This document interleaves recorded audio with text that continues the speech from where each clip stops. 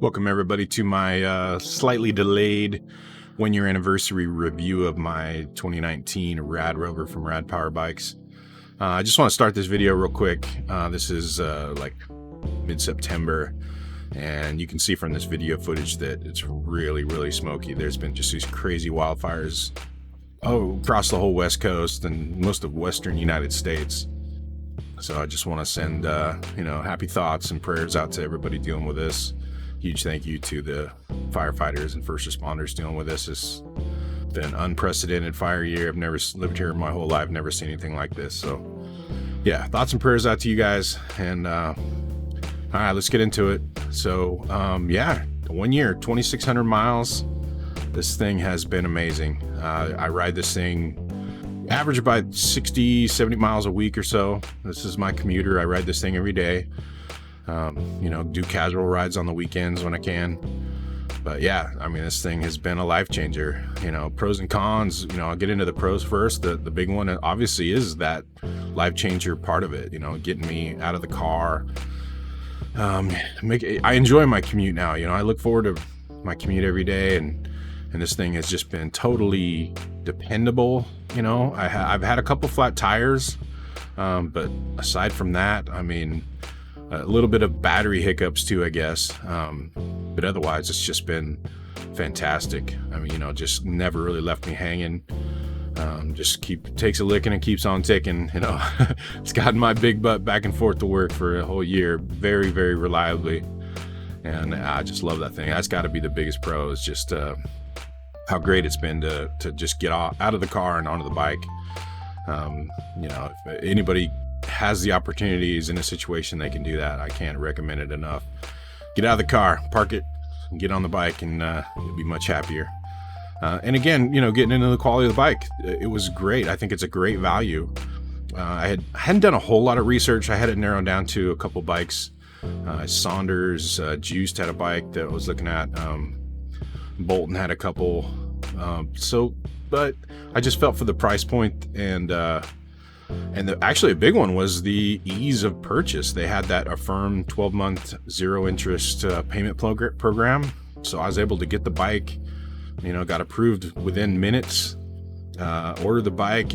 Again, this was a different time. This was a year ago. So the bike was shipped out to me within a day, and I received it 2 days later. Super fast. Hadn't even put a dime down on it. Didn't even have to make my first payment for like a month later. So just could not have been easier to purchase this thing. And I love the look of it.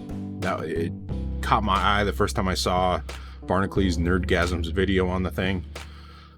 Just thought it had a real cool kind of motorcycle look to it. Love the color scheme. Big Oregon State Beaver fan, so black and orange is my colors. So really stoked on that. Cons, there were a few parts, and I get that they cut corners a little bit as far as cost. Brakes, I feel like, are adequate. The front fork, to me, is just really too soft. I've had it locked out basically since the first ride, because can't really handle a big guy like me, or if you have a lot of weight. The back wheel, I had issues with. A little bit of issues with the battery.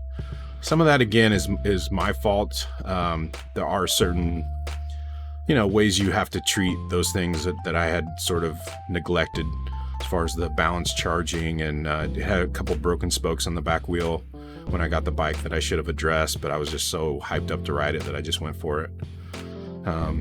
So yeah, I had an issue with that. Had to get the back wheel rebuilt, so that ended up costing me, and I probably could have. I didn't even try to contact Rad about it. Probably something they maybe would have helped out with, but anyway, pretty minor. But yeah, overall this thing has been just fantastic. I've made a bunch of changes to the bike. You can see from the video, and again, I did a whole upgrade video on if you want more information and links and stuff on this stuff. But changed out the tires.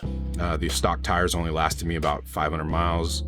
They were pretty worn down, and I was getting flats. I'd gotten 2 or 3 flats in a short time frame. So I went with a road bike tire. Actually, I'd read on one of the forums, it's a 2.5-inch tire that you spread out, and it's sort of a bald road bike tread, but it fits my riding better for what I do.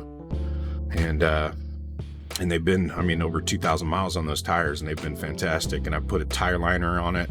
Have not had a flat since I got those. Added a skid plate. I changed out the bars, the stem, kind of opened up the rider position a little bit. And, you know, added the rack, the fenders, a little storage ammo can thing in the back.